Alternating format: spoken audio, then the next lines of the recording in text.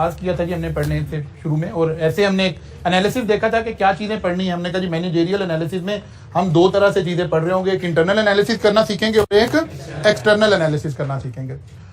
फिर हमने कहा कि अच्छा जी क्या टेक्निक्स यूज होंगी, तो यहाँ हमने एक समरी बनाई थी कि कौन कौन से मेथड हमने सीखने हैं। और अभी फिलहाल हम कहाँ से आगाज किया, हमने पेस्टल एनालिसिस की बेसिस से। बेसिकली पहले 6 चैप्टर के अंदर हम वो सारा कुछ पढ़ रहे हैं जिसको फिर हमने बाद में सिर्फ अप्लाई करना सीखना है।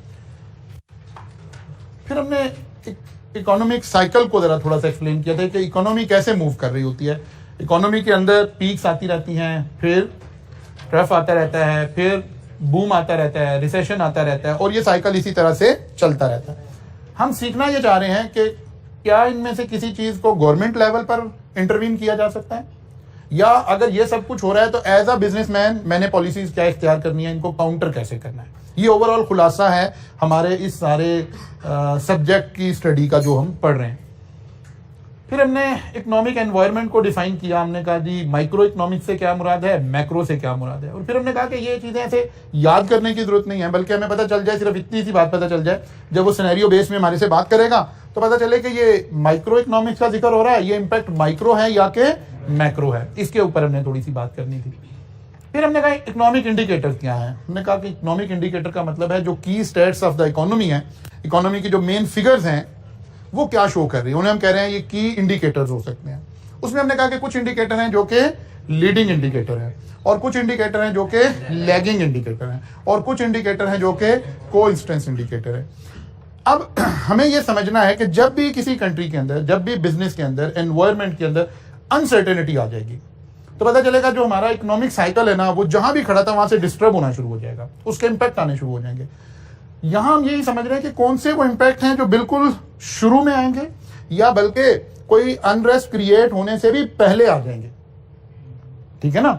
और कुछ होंगे जो अनरेस्ट क्रिएट होगा, या कोई भी पॉजिटिव या नेगेटिव कोई भी इंपैक्ट होगा, वो इंपैक्ट हो जाएगा, ट्रांसलेट हो जाएगा, फिर आफ्टर इफेक्ट्स के तौर पर आएंगे। मतलब हम अज्यूम करते हैं, हम कहते हैं एक बहुत अच्छी गवर्नमेंट आ गई, उसने बहुत जबरदस्त तरीके से इकोनॉमी को टेकअप किया। अब इमीडिएटली तो चीजें नहीं चेंज हो जाएंगी, कुछ टाइम लगेगा। तो पता चले अगर मुल्क की एक्सपोर्ट्स इंक्रीज हो गई हैं तो ये इमीडिएटली नहीं हो सकता कि कोई शख्स आ जाए होगा जी देखा जी कल से आप एक्सपोर्ट मेरी बढ़ गई है। इसका मतलब है मुल्क की एक्सपोर्ट बढ़ने कौन सा इंडिकेटर होगा, लैगिंग इंडिकेटर हो सकता है, लीडिंग नहीं हो सकता। लेकिन interest rate, dollar to rupee parity, इस तरह की चीजें ये लीडिंग इंडिकेटर हो सकते हैं। स्टॉक एक्सचेंज ये लीडिंग इंडिकेटर हो सकता है। आप मुल्क में जब भी देखेंगे कि कोई अनरेस्ट आ रहा है तो सबसे पहले स्टॉक एक्सचेंज क्रैश होगी, या आप कोई पॉजिटिव न्यूज जनरेट हो रही है, हुई नहीं है, जनरेट हो रही है र्यूमर्स के ऊपर, स्टॉक एक्सचेंज पहले बिहेव करेगी कि हाँ जी पॉजिटिव हो गया काम। तो यही बात हम यहां पढ़ रहे थे। अब इनमें फिर वही बात है कि इन सबको ऐसे याद रखना जरूरी नहीं है, बल्कि हमने देखना है कि जब गिवन सिनेरियो के अंदर कोई बात हो रही है तो हमें पता चले कि ये कौन सी टाइप के इंडिकेटर का जिक्र हो रहा है। ये सारा काम हमने कर लिया था जी। अंडरस्टैंडिंग आपने यहां से एक बेटर क्रिएट करनी है। ये सारी एक्सपेंशन, कॉन्ट्रैक्शन और ये सारी बातें हम ऑलरेडी डिस्कस करके गए हुए। इकोनॉमिक साइकिल को हमने डिस्कस कर लिया था। फिर स्टॉक मार्केट और उसके इंडेक्सेस का हमने जिक्र कर लिया था कि स्टॉक मार्केट में किस तरह के इंडेक्स होंगे, मार्केट कैपिटलाइजेशन से क्या मुराद है, और कैपिटलाइजेशन में फिर हमने इस नंबर ऑफ शेयर को स्टडी किया था कि ये नंबर ऑफ शेयर हमने कौन से वाला लेना है। फिर हमने इंडेक्स का जिक्र किया। हमने कहा स्टॉक मार्केट को नापने का जो इंडेक्स है वो कितनी तरह के हो सकते हैं।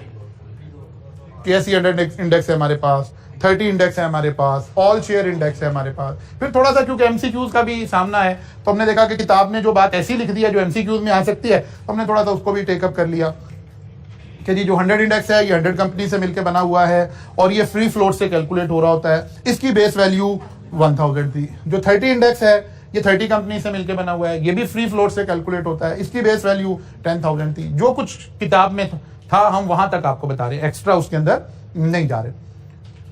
फिर जनाब ये सारा काम हमने किया और लास्ट टाइम हमने इन्फ्लेशन की बात की थी। इन्फ्लेशन को भी हमने एक्सप्लेन कर लिया था और यहां से शुरू करना है मेरा ख्याल है। ऐसे personal income is the amount of money collectively received by a person.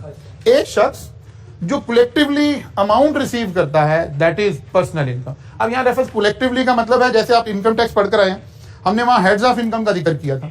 इसका मतलब है यहाँ हम ये कहना चाह रहे हैं जो ऑल हेड्स ऑफ इनकम से उसको इनकम आ रही होगी। मसलन अगर वो कहीं जॉब कर रहा है, सैलरी से इनकम आ रही है, कोई प्रॉफिट है वहां, बिजनेस कर रहा है वहां से कोई प्रॉफिट आ रहा है, किसी कंपनी में इन्वेस्टमेंट की हुई है वहां से डिविडेंड्स आ रहे हैं, कोई प्रॉपर्टी उसके पास थी वो उसने रेंट पे दी हुई है वहां से उसे रेंट आ रहा है। वो कह रहे हैं कि वो तमाम इनकम जो उसके पास आ रही है उसको हम क्या कह रहे हैं, ये उसकी पर्सनल इनकम है। फिर हमने कहा कि पर्सनल इनकम को हम दो तरह से मेजर करते हैं, दो तरह से उसका इंपैक्ट एवेल्युएट करते हैं। One is called disposable income.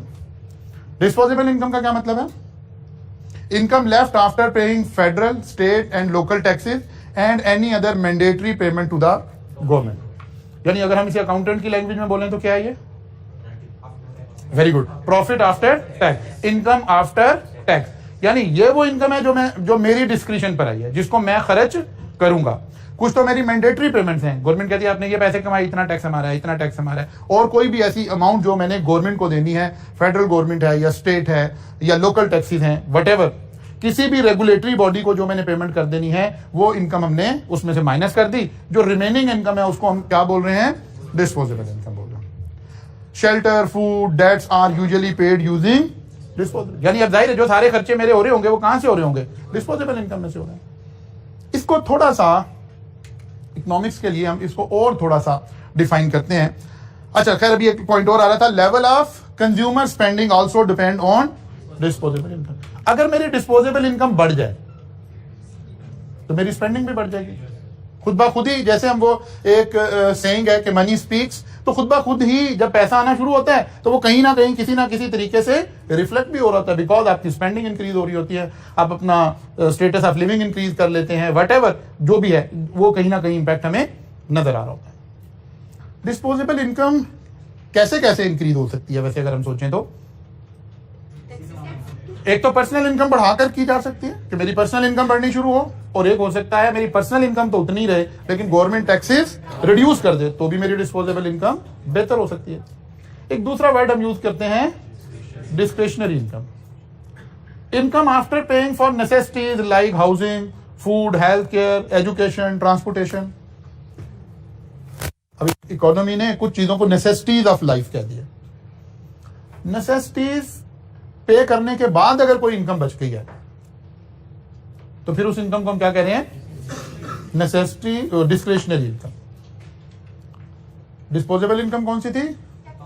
After tax. फिर उसमें से नेसेसिटीज ऑफ लाइफ खर्च हुए, बाकी की जो अमाउंट बच गई उसको नाम हमने क्या कर दिया? Discretionary income.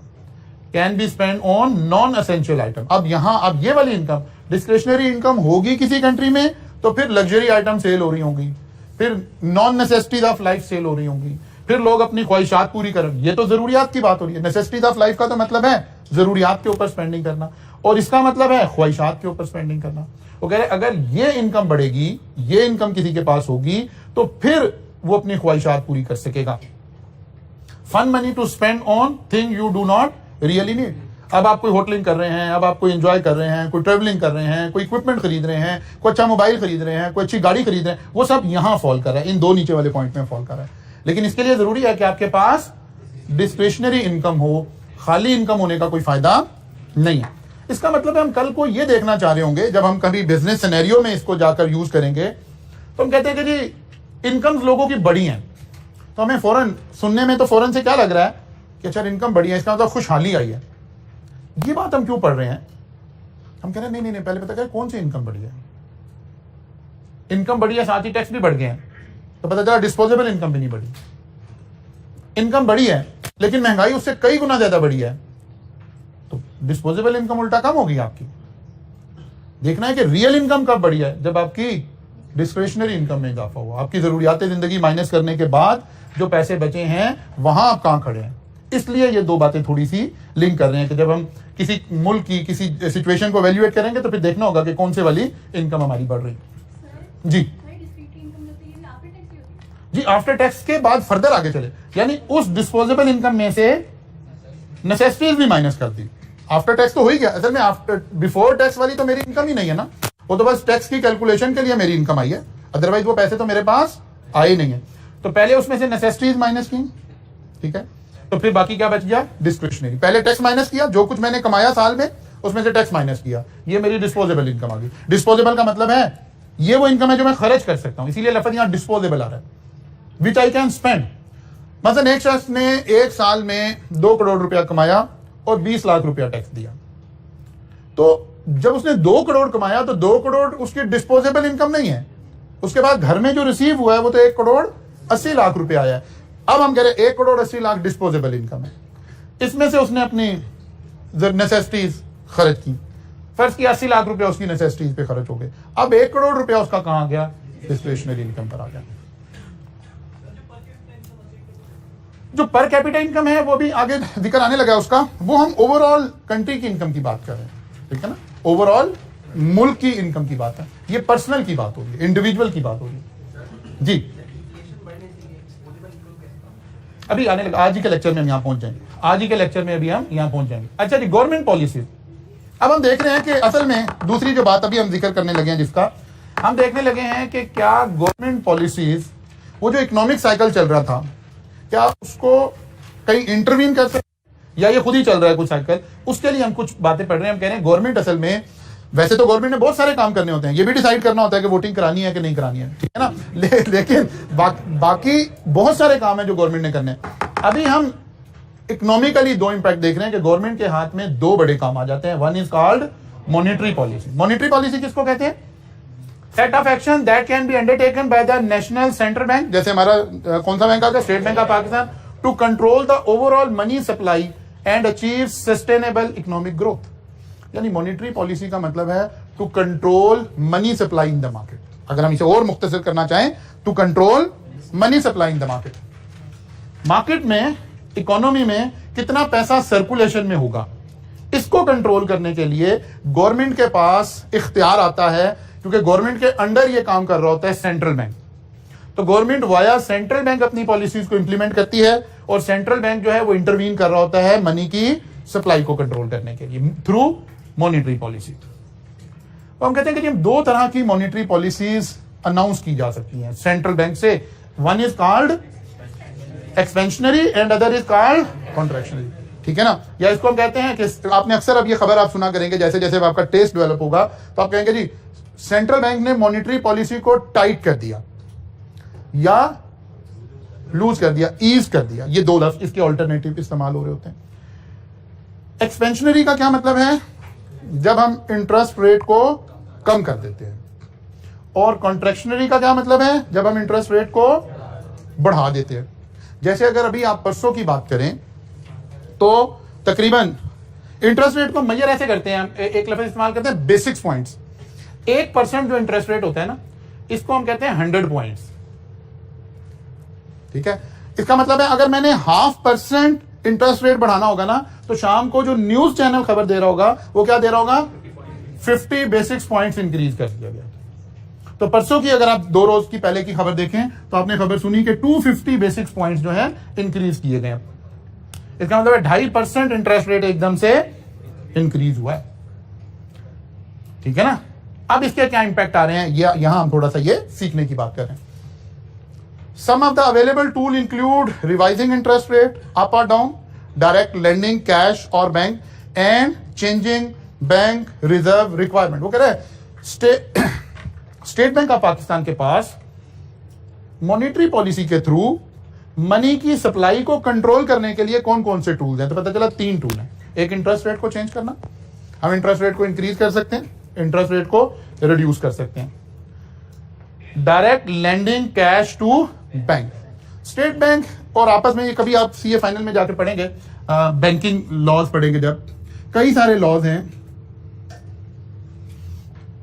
सेंट्रल बैंक ने, स्टेट बैंक ऑफ पाकिस्तान ने डिफाइन करना है, ये एक बैंक है, फर्ज किया एमसीबी है। एमसीबी के पास जब आप अकाउंट ओपन करवा रहे हैं, एमसीबी के पास पैसा जाना शुरू हुआ, स्टेट बैंक विल डिफाइन कि एमसीबी ने जितना पैसा आया है उसमें से कितना पैसा इसने स्टेट बैंक को भिजवा देना है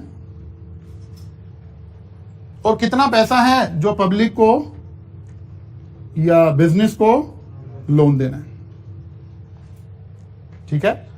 लेंडिंग से रिलेटेड सारी रेगुलेटरी जो रूल्स बन रहे होंगे वो कहां बन रहे होंगे? स्टेट बैंक के अंदर बन रहे होंगे। इसी को कहते हैं चेंजिंग बैंक रिजर्व रिक्वायरमेंट। कि बैंक, फर्ज करें, मैं अब आपको एग्जैक्ट फिगर नहीं दे रहा, समझाने के लिए फिगर दे रहा हूं। स्टेट बैंक ने कहा कि जितने भी पैसे आएंगे ना 30% तो आप स्टेट बैंक के पास रिजर्व मेंटेन करेंगे, 70% जो है वो आप पब्लिक को लोन देंगे, या और भी बहुत सारी रिक्वायरमेंट होगी, तो मैं ओवर सिंप्लीफाई करके आपके साथ बात करूं। एक ये पॉलिसी चल रही है। अगले दिन खबर आती है कि स्टेट बैंक ने कहा है कि नहीं, ये 40% हो गया और ये 60% रह गया। तो मनी की सप्लाई बढ़ी के कम हो गई? कम हो गई। आज समझ आई?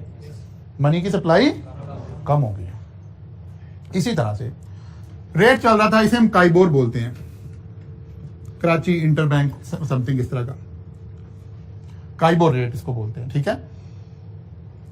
फर्ज करें काइबोर चल रहा था 12% और ये परसों वाली के बाद हो गया 14%, ठीक है ना। यानी जब हम इंटरेस्ट रेट को इंक्रीज कर देते हैं तो मनी सप्लाई पे क्या फर्क पड़ता है?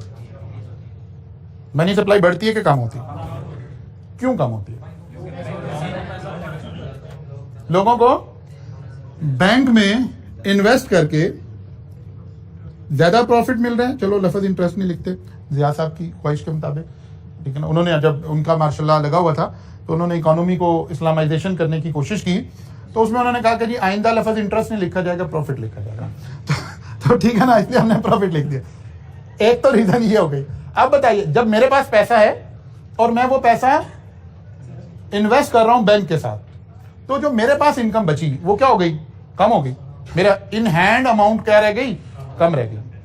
जब इन हैंड अमाउंट कम रह गई तो ऑब्वियसली मेरी स्पेंडिंग भी कम होगी, तो मनी सप्लाई मार्केट में कम होना शुरू हुई। एक तो इंपैक्ट आपने ऐसे समझना है इस बात का कि जब हम कहते हैं इंटरेस्ट रेट बढ़ा तो मनी सप्लाई कम कैसे हो गई। एक रीजन उसका, एक एस्पेक्ट इसके देखने का ये वाला है। एक दूसरा एस्पेक्ट है, मैं सोच रहा था यार गाड़ी लीज करवा लेता हूं। अब जब मैं बैंक के पास गया तो मुझे चला, मुझे तो फंड महंगा मिल रहा है। पहले तो 12% पे मिल रहा था, अब तो 14 पे मिल रहा है। यार तो बहुत महंगा है, मैं पैसे नहीं ले रहा। ये भी मनी सप्लाई रिड्यूस हुई, ये भी मनी सप्लाई जो मैंने बैंक से, यानी एक जो मेरे पास, ऐसे अकाउंटेंट की नजर से समझें इस बात को, एक एक्सपेक्ट है कि जो मेरे पास इक्विटी थी वो रिड्यूस हो गई है। मैंने अपना पैसा उठाकर बैंक में इन्वेस्ट कर दिया क्योंकि रिटर्न अच्छा मिल रहा है, ये इक्विटी के एंगल से रिड्यूस हो गया। अच्छा, मनी सप्लाई लोन के जरिए भी तो आ सकती थी। लोन मेरा महंगा हो गया, अब मैं लोन कम ले रहा हूँ। इसका मतलब है जब इंटरेस्ट रेट इंक्रीज किया हमने तो इकोनॉमी के अंदर पैसा कम हो गया, पैसे की सप्लाई कम हो गई। अब इसका दूसरा इंपैक्ट क्या रहा है? जो जब पैसा की सप्लाई कम हुई तो डिमांड मार्केट में कम हो गई, चीजों की डिमांड मार्केट में कम हो गई, स्पेंडिंग कम हो गई। अभी कुछ अर्सा पहले गवर्नमेंट ने एक रेगुलेशन पास की कि कोई भी गाड़ी जो इंपोर्टेड होगी, बैंक उसकी लीजिंग, एक रूल बनाया, मेरा ख्याल है, पता नहीं मैं फिगर ठीक नहीं बोल रहा, उसकी पहले बैंक 100% गाड़ी की कॉस्ट की लीजिंग कर रहा था, आपसे एडवांस में 20% मांग रहा था। यानी 80% ऑफ द कॉस्ट जो थी वो बैंक आपको लीज में लीज कर देता था। देखो मैं आपसे बात कर रहा हूं 6 माह पहले की। स्टेट बैंक ने इस रेगुलेशन को चेंज किया और उन्होंने कहा नहीं, जो इंपोर्टेड गाड़ी होगी उसका 80% की बजाय रिड्यूस करके, मैं आपको समझाने के लिए कह रहा हूं, 30% कर दिया। एक मटेरियली इंपैक्ट डाला कि जी यहां लीजिंग नहीं प्रोवाइड हो सकेगी। इसका मतलब है आप गाड़ी आपने कैश से खरीदनी है, ठीक है ना। अब ये बात हो रही है एमजी और इस तरह की गाड़ियों की। उन दिनों में मैं खुद पर्सनली गाड़ी चेंज करने की सोच रहा था। मैं जब पहले दिन गया गाड़ी को चूज करने के लिए तो मुझे पता चला उस वक्त की प्राइस, बाद में वो एक टैक्स का इंपैक्ट भी आया, ये उस वक्त कोई 58 लाख रुपए की गाड़ी थी और इसके ऊपर कोई 5 से 6 लाख रुपया ओन चल रहा था। मैंने खैर थोड़ा सा देखा वेखा, जैसे कि इनिशियल सा इंसान सर्वे कर रहा होता है। नेक्स्ट डे मैं गया तो पता चला ओन 5 लाख है, 6 नहीं है, 5 हो गया। यार ये एक दिन में 1 लाख रुपया ओन नीचे क्यों आ गया? मैं अभी ये वाली रेगुलेशन की चेंज से इन टच नहीं था। अगले 3 से 4 दिनों के अंदर पता चला कि गाड़ी की कीमत 58 लाख रुपया है, आपको 56 लाख की दे देंगे। गवर्नमेंट की पॉलिसी बराह रास्त अफेक्ट कर रही है बिजनेस की हर चीज को, बिकॉज सारा काम लीजिंग से चल रहा है। ये महंगी गाड़ियां ज्यादातर लोग कैसे खरीद रहे हैं? लीज पर खरीद रहे हैं। अब जब लीजिंग पर आपको पैसे कम मिलने शुरू हो गए तो उसकी डिमांड एंड सप्लाई फौरन मुतासिर हो गई, प्राइसेस क्या होना शुरू हो गई? डाउन होना शुरू हो गई। इससे समझें पूरी इकोनॉमी के सर्कल को कि जब गवर्नमेंट इंटरेस्ट रेट बढ़ाती है तो बजाहिर इंटरेस्ट रेट के महंगा होने से हमें इंपैक्ट नजर आ रहा होता है कि इन्फ्लेशन इंक्रीज होगी, लेकिन ये इसका सही साइड नहीं है, बल्कि इन्फ्लेशन डिक्रीज होना शुरू हो जाती है बिकॉज डिमांड एंड सप्लाई की वजह से मनी की सप्लाई रिड्यूस होती है, जिसकी वजह से चीजों की डिमांड कम होती है, और वो वाला डिमांड एंड सप्लाई का फिनोमिना जो है प्राइसेस को थोड़ा सा कंट्रोल करने में हमें हेल्प कर देता है। जी आप क्या पूछ रहे हैं? ठीक है ना, वो डिमांड एंड सप्लाई का जो इंपैक्ट है वो प्राइसेस को कंट्रोल करना शुरू कर देता है। अब हमें असल में एग्जाम में गिवन सिनेरियो में से ये चीज निकालनी है, हमें रटा लगाकर ये नहीं याद करना। जब वो हमें देगा ना कि एवेल्युएट करें, पेस्टल को एवेल्युएट करें कि जी सेंट्रल बैंक ने ये पॉलिसी बना दी है, तो साथ उसने हमें कहा होगा कि जी आप किसी कार मैन्युफैक्चरर का एनालिसिस कर रहे होंगे। अब हमने इस पॉलिसी को उठाकर वहां लिंक करना होगा कि इसका गाड़ी की मार्केट पर क्या इंपैक्ट आएगा। बात समझ आ रही है? तो असल में हम ये चीजें समझने की कोशिश कर रहे हैं। मैं बार बार कह रहा हूं, हमारा topic a little bit government policies, politics और इसके साथ जुड़ा हुआ टॉपिक है, ठीक है ना। इसलिए हमें बार बार जहन को खोलने की बातें करनी है, दिमाग को खोलने की बातें करनी है, सोचने की सलाहियत पैदा करनी है अपने अंदर, फिर हम इस तरह के सवालों को अप्रोच कर सकेंगे, फिर हम इनको सॉल्व कर सकेंगे।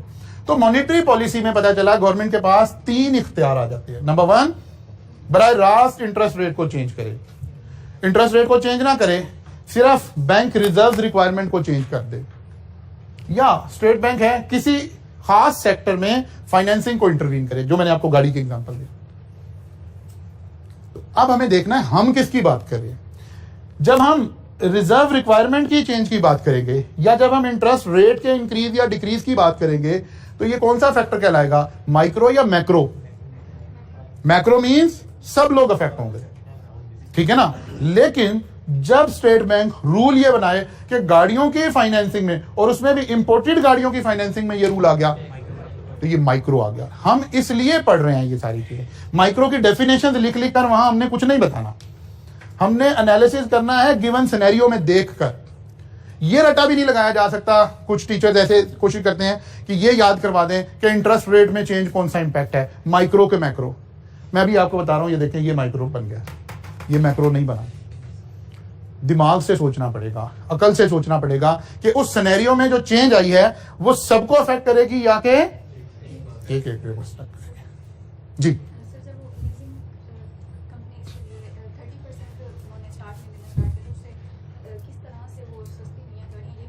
किस तरह से गाड़ियां सस्ती क्यों हो रही? हुआ ये, मैंने अभी कहानी सुनाई कि हुआ क्या, गाड़ियां हमारे मुल्क में गाड़ी लीज पर मिल जाती है। मैं थोड़े एक्चुअल फिगर शेयर करता हूं। 10% प्राइस आप पे कर दें तो आप गाड़ी लीज करवा सकते हैं। इसका मतलब है 1 करोड़ की गाड़ी के लिए वो शख्स भी खरीदार हो सकता है जो 10 लाख दे सकता हो।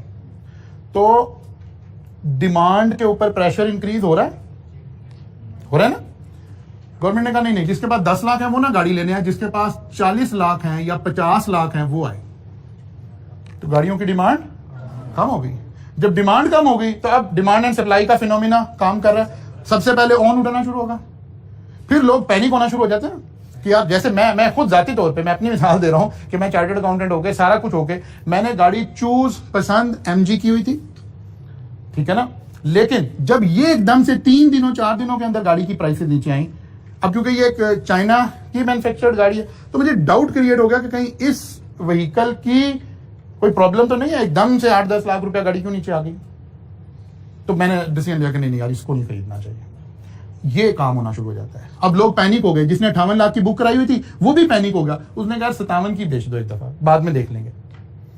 ये काम शुरू हो गया। वो एक अलग बात है कि बाद में गवर्नमेंट ने इसके ऊपर एक और टैक्स लगा दिया और कहा जी वो तमाम गाड़ियां जो पाकिस्तान में असेंबल नहीं हो रही हैं उनके ऊपर एक टैक्स लग गया, और ये गाड़ी एक दिन में 21 लाख रुपया फर्दर महंगी हो गई।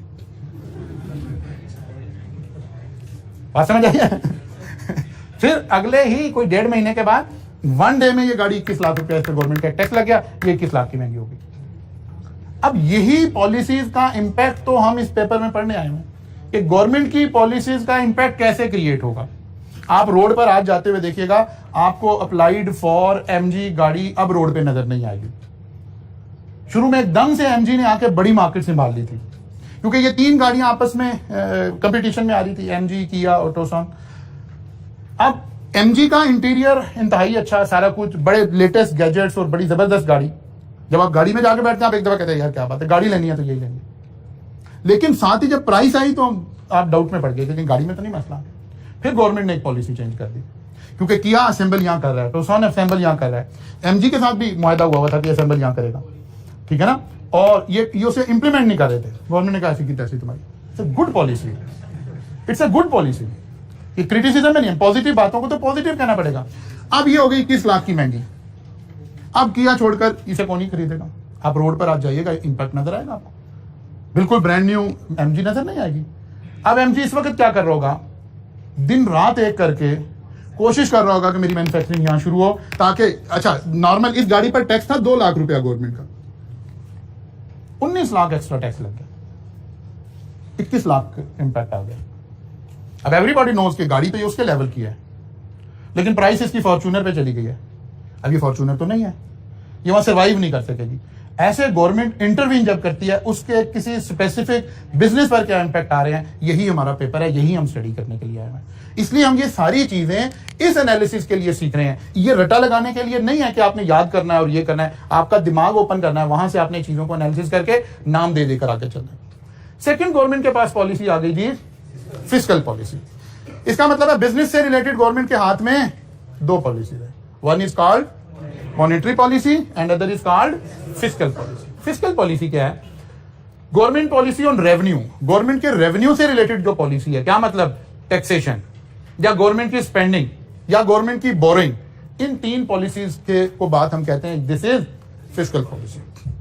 गवर्नमेंट कहते हैं जी नहीं हमने टैक्स लेने हैं, टैक्स बढ़ा दें, तो हम ये नहीं कहेंगे जी मॉनेटरी पॉलिसी चेंज हो गई, नहीं, हम कहेंगे फिस्कल पॉलिसी चेंज हो गई। गवर्नमेंट ने टेक्सटाइल पर टैक्स बढ़ा दिया, इट्स अ फिस्कल पॉलिसी, ठीक है ना। गवर्नमेंट ने गाड़ी पर टैक्स बढ़ा दिया, फिस्कल पॉलिसी।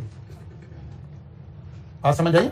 या स्पेंडिंग, गवर्नमेंट ने डिसाइड किया कि फलां सेक्टर में हम स्पेंडिंग नहीं करेंगे, तो कहते हैं जी रोड नहीं बनाएंगे, रोड इतने जरूरी नहीं है, पहले तालीम देंगे, पहले हॉस्पिटल देंगे, पहले सेहत की बात करेंगे। इसका मतलब है कहां चेंज आ रही है? फिस्कल पॉलिसी में चेंज आ रही है। अब एक है मेरी आपकी ख्वाहिश कि अच्छा हुआ बुरा हुआ, एक ये डिस्कशन पॉलिटिकल। हम यहां पॉलिटिकल डिस्कशन ऐसे नहीं कर रहे, बल्कि हमने देखना है एक ही पॉलिसी एक ही वक्त में किसके लिए अच्छी और किसके लिए बुरी है, ठीक है ना। कौन सा सेक्टर पॉजिटिवली इफेक्ट होना शुरू होगा और कौन सा सेक्टर नेगेटिवली इफेक्ट होना शुरू होगा। मसलन एमजी पे टैक्स लगना, एमजी के शू में जाकर देखेंगे तो बड़ा गलत काम हुआ, वो तो गालियां निकाल रहे होंगे गवर्नमेंट को, लेकिन स्पोर्टेज वाले झोलियां उठा उठा के दुआएं दे रहे होंगे। जो उसके साथ वाली कंपेटिटर थे, क्योंकि उन पे ये टैक्स नहीं लगा, वो तो कहेंगे यार जबरदस्त, ये तो कहानी आउट हो गई है। एक वक्त तो लग रहा था कि एमजी खा जाएगी दोनों गाड़ियों को, तो कहा हाँ अब ठीक हो गया काम। एक ही पॉलिसी एक के लिए अच्छी हो रही है, दूसरे के लिए बुरी हो रही है। अच्छा ओवरऑल अब हम उन दोनों को, गाड़ियों वालों को छोड़कर हम एज आ पाकिस्तान की इकोनॉमी के हिसाब से देखें, तो हम कहें यार बड़ी अच्छी बात है, यहां गाड़ियां असेंबल्ड होंगी तो कम से कम हमारे कुछ लोगों को रोजगार मिलेगा, कुछ हम उसके ऊपर अपनी टैक्सेशन कर सकेंगे, कुछ हमारी इकोनॉमी के अंदर चीजें आना शुरू होंगी, तो यहां भी पॉजिटिव नजर आ रहा है। लेकिन किया के उसके एमजी के शू में जाए तो नेगेटिव नजर आ रहा है। गवर्नमेंट ने डिसाइड किया कि सड़कें नहीं बनाएंगे, हॉस्पिटल बनाएंगे, स्कूल्स बनाएंगे, बड़ी अच्छी बात है। ओवरऑल बात करें एक सियासी, फिर भी हम कहेंगे अच्छी बात है। लेकिन वो कॉन्ट्रैक्टर जो गवर्नमेंट की सड़कें बनाते थे, आपके वो इदारे जो एनएलसी थे, जो और इस तरह के बड़े बड़े डेवलपर थे, इजहार लिमिटेड था, फलां कॉन्ट्रैक्टर एजेंसी थी, फलां, क्या उनके लिए भी अच्छा हो गया है? अब देखना है एग्जामिनर आपसे किसका एनालिसिस करवा रहा है। अगर तो एनालिसिस हो रहा है इजहार लिमिटेड का, तो हम कहेंगे बड़ा काम खराब हो गया है, बड़े हालात चैलेंजिंग होने वाले हैं, क्योंकि गवर्नमेंट ने डिसाइड कर दिया है कि वो अपनी स्पेंडिंग इस एरिया में कर्टेल करेगी। फिर एक दूसरा आदमी है जो हॉस्पिटल्स को इक्विपमेंट प्रोवाइड करता है, वो कहते हैं अच्छा अच्छा देखा इधर ये सड़कों का पैसा निकल के हॉस्पिटल में जाएगा, हॉस्पिटल पहले इक्विपमेंट ही खरीदेंगे तो चलेंगे ना, वो कह रहा होगा ये बड़ी अच्छी काम हो गया। एक्चुअली ऐसे हमने एनालिसिस देखना है, ऐसे हमने करना है, ये बात हम करने जाने। तो फिस्कल पॉलिसी स्पेंडिंग या गवर्नमेंट बोरिंग, बोरिंग में दोनों बातें, गवर्नमेंट खुद उधार लेगी कि नहीं लेगी, ठीक है, और दूसरों को उधार देगी कि नहीं देगी, दोनों बातें अभी इस फिस्कल पॉलिसी। मतलब गवर्नमेंट कहती है जी हम कॉटेज इंडस्ट्री को फाइनेंस प्रोवाइड करेंगे, इसका मतलब है जो कॉटेज इंडस्ट्री है इसका बिजनेस अच्छा होने जा रहा है, हम किसान को फाइनेंस प्रोवाइड करेंगे, इसका मतलब है एग्रीकल्चर सेक्टर अच्छा होने जा रहा है। हम कहते हैं हम गाड़ियों को फाइनेंस नहीं प्रोवाइड करेंगे, इसका मतलब है ऑटोमोबाइल्स में थोड़ा सा डाउन आने वाला है। बात समझ आ रही? फिर गवर्नमेंट कहते हैं कि हम आईएमएफ से पैसा नहीं लेंगे, इसका मतलब है अब हम नेशनल लेवल पर बात कर रहे हैं। फिर देखना है कि क्या जनरल गुफ्तगू करनी है या कोई सेक्टर की गुफ्तगू करनी है, फिर देखेंगे कि इसका इंपैक्ट कहां जाएगा। Fiscal policy based on idea that government could stabilize the business cycle and regulate economic output। ये इस आइडिया पर है कि हम अपनी पॉलिसी से कुछ ना कुछ बिजनेस साइकिल, अभी हम पढ़ा है इकोनॉमिक साइकिल जिसको हम कह रहे थे, कि उसके अंदर इंटरवीन कर सकती है, स्टेबलाइज कर सकती है गवर्नमेंट को।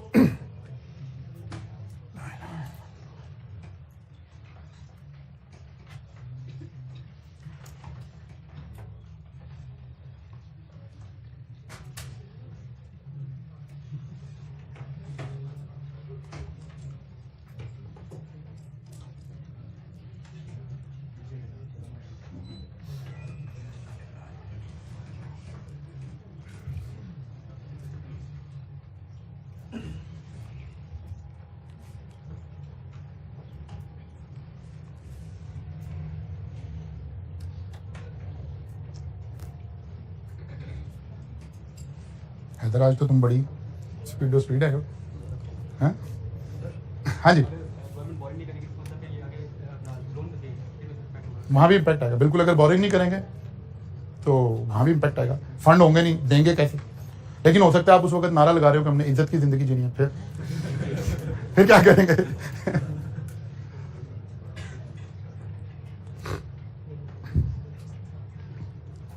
कर दो नहीं यार, सिस्टम ऑन हो गया।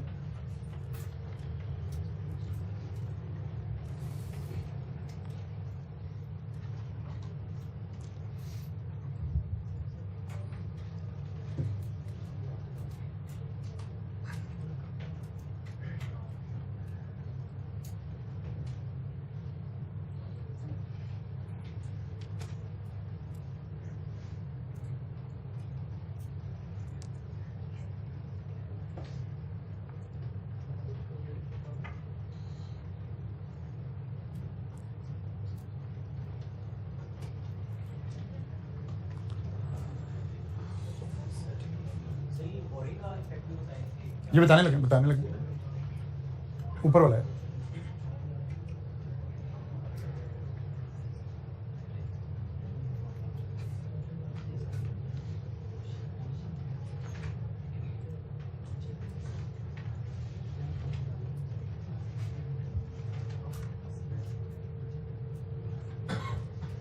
बस 20 कर दो।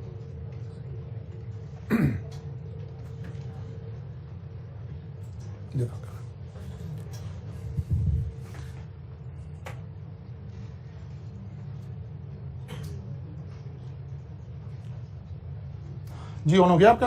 अच्छा जी, हम कह रहे हैं कि गवर्नमेंट जो है वो बोरिंग का इंपैक्ट क्या आएगा। अगर गवर्नमेंट अपनी बोरिंग रिड्यूस करेगी तो इसका एक इमीडिएट इंपैक्ट क्या आएगा, गवर्नमेंट के पास खुद फंड नहीं होंगे। जब फंड नहीं होंगे इसका मतलब है गवर्नमेंट अपनी स्पेंडिंग कंट्रोल कर रही होगी ऑब्वियसली, तो वो तमाम एस्पेक्ट जहां पे हम स्पेंडिंग से बेनिफिट में जा रहे थे उन बिजनेसेस के ऊपर नेगेटिव इंपैक्ट आ रहा होगा। हाँ, ओवरऑल इकोनॉमी के ऊपर थोड़ा सा पॉजिटिव इंपैक्ट क्रिएट हो सकता है अगर बोरिंग हम रियली रिड्यूस कर रहे हो तो। लेकिन अगर आपकी इकोनॉमी के अंदर बोरिंग नीड है और आप टाइमली बोरिंग नहीं करेंगे, तो ये एक्सपेरिमेंट भी अभी हमने कोई 3 साल पहले करके देखा, जब असद उमर साहब आए और उन्होंने आकर टाइमली निगोशिएट नहीं किया आईएमएफ के साथ, और वो जस्ट जब डिले किया तो रिस्क फैक्टर इंक्रीज हो गया, हमें हाईली अनफेवरेबल ग्राउंड्स के ऊपर फिर स्पेंडिंग वो लेनी पड़ी, बोरिंग लेनी पड़ी, फिर इस तरह के इंपैक्ट क्रिएट होने शुरू हो जाएंगे। तो बोरिंग के भी जाहिर है दोनों इफेक्ट आएंगे, पॉजिटिव भी आएगा नेगेटिव भी आएगा। अगर आप बोरिंग करके कोई एसेट्स क्रिएट कर रहे हैं और ऐसे एसेट्स क्रिएट कर रहे हैं जो फ्यूचर में इकोनॉमिक बेनिफिट क्रिएट कर सकते हैं, तो ये एक अच्छी बोरिंग कहला सकती है। लेकिन अगर आप बोरिंग करके ऐसे प्रोजेक्ट्स लगा रहे हैं जिनको चलाने के लिए आपको सब्सिडी देनी पड़ रही हो, जैसे ये मेट्रो बसेस हैं, हमारी ऑरेंज लाइन है, ये सारी चीज़ें हैं, ये ऑब्वियसली फर्दर इकोनॉमी के ऊपर बोझ बनेगी, बर्डन बनेगी, तो ये एक अच्छी जगह नहीं होगी। लेकिन अगर आप बोरिंग करके इंडस्ट्री लगा रहे हैं, कोई अपनी एक्सपोर्ट को बूस्ट कर रहे हैं, कोई अपने टर्मिनल्स बना रहे हैं, जैसे गवादर को हम बिल्ड कर रहे थे, या जैसे सी पैक का काम हो रहा है, अगर इस तरह के काम हो रहे हैं तो वो बोरिंग बड़ी अच्छी बात है। लेकिन अगर आप उससे मेट्रो और ऑरेंज बसेस बना रहे हैं तो वो एक एंगल से बिल्कुल ठीक नहीं है। ऑब्वियसली बात है कि वो तो इकोनॉमी, वो तो अपनी कॉस्ट भी बियर नहीं कर रहे हैं, तो फिर उसको कैसे लेके चलेंगे। तो ये ऑब्वियसली ये सारी चीजें हमें सिनेरियो में ही देखनी पड़ेंगी कि कौन सी चीज पॉजिटिव हो रही है और कौन सी चीज नेगेटिव हो रही है। During a recession government may employ expansionary fiscal policy by lowering the tax rate to increase aggregate demand and fuel economic growth। अभी आपने देखा कोविड के अंदर, आपने देखा कि क्या किया, फिस्कल पॉलिसी ने सारा रोल प्ले किया। जो इंटरेस्ट रेट रफली 12% था उसको हम थोड़े से अरसे में रिड्यूस करते करते करते 8% पर ले आए। ये यही काम कर रहे थे। बहुत सारी सेक्टर में हमने टैक्स की छूट दी, टैक्स के रेट रिड्यूस किए, छूट दी। जिन इदारों को लोन लिया हुआ था उनको रीशेड्यूल कर दिया, बैंकों को कहा कि ये आप लोन की अभी किस्त नहीं लेंगे। फिर एक एक्सपोर्टर को एक लोन दिया गया इस टेन्योर के दरमियान जो तकरीबन 2.5-3% के ऊपर था सिर्फ। ठीक है, ये सारे वो काम थे, ये सारे वो पॉजिटिव काम थे जो फिस्कल पॉलिसी के थ्रू इस टेन्योर के अंदर गवर्नमेंट ने किए। हर वो अच्छा काम जो कर रहे होंगे वो तो अच्छा ही कहलाएगा, वो तो हर जब आप उसे डिस्कस करेंगे वो जाहिर है पॉजिटिव बात में पॉजिटिव के अंदर चला जाएगा। इसका मतलब यह हुआ इकोनॉमिक साइकिल में इंटरवीन करने के लिए या बिजनेस को इंपैक्ट क्रिएट करने के लिए गवर्नमेंट के पास दो डायरेक्ट टूल आ गए। One is monetary tool and other is fiscal tool. अच्छा, ये कुछ थोड़ी सी बातें इंटरेस्ट रेट से रिलेटेड हो रही हैं, जो भी हमने पढ़ा था कि ये किसका हिस्सा है, मॉनेटरी पॉलिसी का। तो अगर हम कॉन्ट्रैक्शन मॉनेटरी पॉलिसी की बात कर रहे हैं, यानी मॉनेटरी पॉलिसी को टाइट करने की बात कर रहे हैं, तो क्या हो रहा होगा, increase in interest rate by state Bank of Pakistan, जिसको हम कहेंगे tightening of monitoring policy. Promote saving, क्योंकि इंटरेस्ट रेट क्या किया आपने, इंक्रीज किया। Promote saving and slow the growth of money supply and bring down inflation. वो मैंने अभी गाड़ी वाली एग्जांपल से आपको बात समझाई। Reduction in the money supply as investment is encourage. जैसे जैसे इन्वेस्टमेंट बढ़ेगी तो जाहिर है मनी सप्लाई क्या होना शुरू हो जाएगी, कम होना शुरू हो जाएगी इकोनॉमी में जो मनी सप्लाई है। Slow down overheated economic growth, economic growth को भी जाहिर है थोड़ा सा इंपैक्ट करेगी। अगर आपको लग रहा हो ना, जिसे हम कहते हैं बबल इकोनॉमी चल रही है जी सट्टा हो रहा है जी इकोनॉमी में, जी चीजें दिनों में बढ़नी शुरू हो गई हैं, तो कहीं उसको रिड्यूस करने के लिए हमें इस तरह की पॉलिसीज अप्लाई करनी पड़ेंगी। Second last, reduction in money supply as investment is encourage. ये अभी मैंने एक्सप्लेन किया, मैं करता हूं। पहले मुझे मेरी इन्वेस्टमेंट पर मिल रहा था 12%, गवर्नमेंट ने कहा नहीं नहीं जनाब अब 14% मिलेगा। तो जो मेरे पास पैसा था वो मैंने उठा के बैंक में इन्वेस्ट कर दिया। अब मेरी पॉकेट में पैसा नहीं है, अब मैं क्या कर रहा हूं, मनी सप्लाई क्या हो गई है, रिड्यूस हो गई। इकोनॉमी में मनी सप्लाई रिड्यूस हो गई है। मेरे पास पैसा, ऐसे समझिए, एक पैसे के बिहेवियर को ऐसे समझें, पैसा जब आपके पास होता है ना तो वो रोज अंदर से वादे लगा रहा होता है, मुझे खर्च दो कहीं, ये ना ले लें, ये ना, वो अच्छा वो देखा आपने, वो गाड़ी चेक की है। अच्छा, जब नहीं होता आपके पास पैसा, हार्ड कैश आपके पास, वो कहते हैं मोबाइल आया है, वो कहते हैं हाँ यार ये भी ठीक ही चल रहा है फिर अंदर से ऐसी आवाजें आनी शुरू होती है। तो ये वो वाली बात लिखी हुई है कि रिडक्शन इन मनी सप्लाई होगी बिकॉज आपने पैसा उठाकर इन्वेस्ट कर दिया। इन्वेस्ट क्यों कर दिया है, क्योंकि आपको ज्यादा इंटरेस्ट रेट मिल रहा था, आपको लगा यार मुझे इन्वेस्टमेंट करने से ज्यादा फायदा होगा। अब मेरे पास कैश इन हैंड नहीं है, मेरे बैंक में पैसा नहीं पड़ा, बल्कि मैंने उठा के इन्वेस्ट कर दिया, तो वो दूसरे वाली आवाजें निकाल रहा है जी।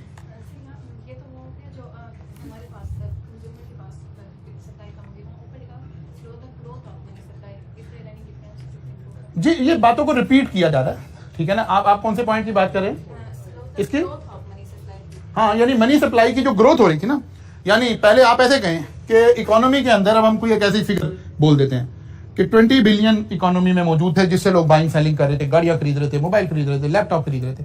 गवर्नमेंट ने इंटरेस्ट रेट बढ़ाया, पता चला लोगों ने उठा के इधर पैसा लगा दिया, अब जो इकोनॉमी में पैसा है ना वो 12 बिलियन रह गया। तो इकोनॉमी की पैसे की जो ग्रोथ चल रही थी वो क्या हो गई है, रिड्यूस हो गई है, स्लो डाउन हो गई है। पीछे हमें नजर आ रहा था कि जी पैसा पहले 15 बिलियन था, फिर 16 हो गया, फिर 18 हो गया, ग्रोथ आ रही थी। इंटरेस्ट रेट बढ़ा के हमने इसको रिवर्स किया, या कम से कम इंक्रीज के रेट को रिड्यूस किया ताकि इन्फ्लेशन का इंपैक्ट क्या हो जाए, थोड़ा सा रिड्यूस हो जाए। मसलन अगर आप हाउसिंग सेक्टर की बात करें, सिर्फ एक हाउसिंग सेक्टर की बात करें, तो स्टील की जो प्राइसेस थी वो just 1 year before, exactly 1 year before, ये कोई 1,15,000 रुपया पर टन चल रहा था, जो आज 2,30,000 से ज्यादा हो गया हुआ है। सीमेंट की जो बोरी चल रही थी, सीमेंट का जो बैग चल रहा था 540-530 का चल रहा था, जो अब 1,000 समथिंग का चल रहा है। 1 साल की इन्फ्लेशन का जिक्र हो रहा है, 1 ईयर की इन्फ्लेशन का जिक्र हो रहा है। अब ये जो इसको हम कह रहे हैं ओवर हीटेड ग्रोथ, अगर गवर्नमेंट चाहती है कि इसमें इंटरवीन करे तो गवर्नमेंट के पास क्या ऑप्शन है, ये बात हम देख रहे हैं। जी सर, मेरे पास पैसा आया, शुक्र अदा करो अगर आया तो। जी जी पैसा आया तो मैंने बिजनेस लगाया, तो मैंने देखा कि मुझे बैंक से इंटरेस्ट रेट 14% मिल रहा है, तो वो मैंने बिजनेस नहीं किया, तो मैंने बैंक में लगा दिया पैसा, तो इन्वेस्टमेंट इधर तो मैंने डिस्करेज कर दी है, जो मैंने बिजनेस करना था। हाँ, उधर बिल्कुल ठीक है। ये भी एक एस्पेक्ट है इसका देखने का कि ये इन्वेस्टमेंट बैंक्स में गई है, बिजनेस में नहीं गई है। अगर हम चाहते हैं कि बिजनेस ग्रोथ करे, बिजनेस में ग्रोथ आए, तो फिर इंटरेस्ट रेट रिड्यूस करना पड़ेगा, ताकि मुझे पता दो 3 चीजें बल्कि मुझे कंट्रोल करनी पड़ेंगी अगर हम चाहते हैं कि इकोनॉमी में रियल वाली ग्रोथ आ रही हो। ठीक है, सबसे पहले मुझे प्रॉपर्टी में जो गेन आ रहा है इसको कंट्रोल करने की जरूरत है। कि मैं समझता हूं यार, एक छोटा सा 1 करोड़ रुपए से जो बिजनेस होना है, उसने जितना मुझे प्रॉफिट देना है, मैं अगर एक प्लॉट खरीद लूं 1 करोड़ रुपए का, तो ये मुझे ज्यादा बिजनेस प्रॉफिट दे रहा है। इसका मतलब है मैं बिजनेस शुरू नहीं करूंगा। इसका मतलब है जो प्रॉपर्टी में ग्रोथ आ रही है, ये भी बिजनेस के रास्ते में हैंडल है। तो फिर सर ये जो इन्वेस्टमेंट है, इसे encourage ये बैंक पॉइंट ऑफ व्यू ये बैंक पॉइंट ऑफ व्यू से, इंटरेस्ट रेट बढ़ने से जो इन्वेस्टमेंट हो रही है बैंक के पॉइंट ऑफ व्यू से हो जाए। इन्वेस्टमेंट इन बिजनेस की जिक्र नहीं हो रहा, ठीक है ना। इन्वेस्टमेंट इन बिजनेस, वो तो हम कहेंगे बिजनेस में ग्रोथ आएगी, ये बिजनेस में ग्रोथ नहीं आ रही है, इन्वेस्टमेंट में ग्रोथ आ रही है। अच्छा जी, अब हम डिक्रीज की बात करते हैं। Decrease in interest rate by state Bank of, तो ईजिंग मनी मॉनिटरी पॉलिसीज को हम कहेंगे लीड कंज्यूमर टू बारो मोर, मुझे पैसा सस्ता मिलना शुरू हो गया। मैंने देखा है पहले लीजिंग 16-17% पे हो रही थी, कोविड के अंदर नजर आ गया तो 11% पे होना शुरू होगी, तो कुछ लोग ज्यादा लीज करवाना शुरू कर देंगे। Increase the money supply as savings are discourage, promote spending money, पैसा आपके पास होगा, पैसा पास होगा तो वो फिर अंदर से वही वाली आवाजें निकालेगा जो मैंने भी आपको बताया। ठीक है जी, तो इसको सारे को देख लेंगे, ये उसका बिल्कुल रिवर्सल साइड है। कल इंशाल्लाह ताला यहां से फर्दर आगे चलेंगे।